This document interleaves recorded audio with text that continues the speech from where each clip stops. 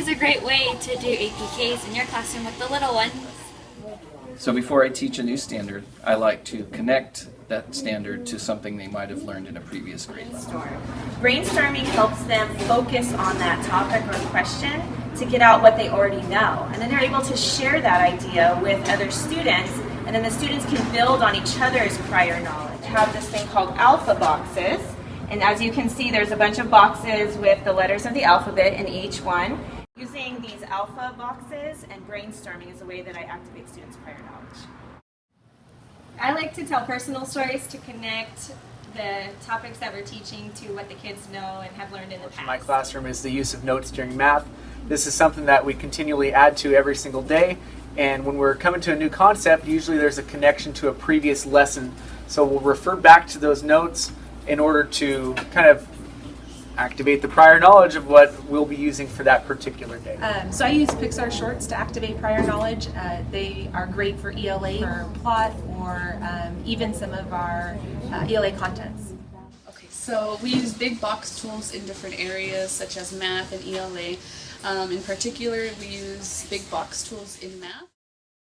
We did a big box tool, and we, right smack in the middle of it, we just wrote the word polygons or shapes. And you can use any terms that you'd like.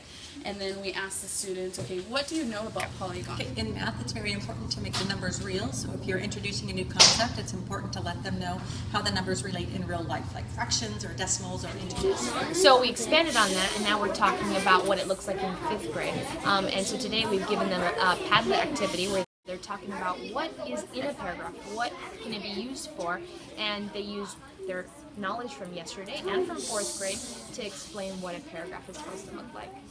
We like to use in classes using real world. So when we are talking about order of operations, where there's rules, so I have the kids think, pair, share, and think about like what are the rules or steps how to make cereal or how to do peanut butter and jelly sandwich. I get the students up and active so that they become the teachers of what we had talked about the day before. We'll PLC with 1st grade, and we talk about what concept we're going to be teaching in either math and ELA, and then they share strategies and ideas that they used in their math lesson or ELA lesson, and then we implement it in our Monday EI lesson to act. How come there aren't any more color? You all put yellow. Why did you put yellow?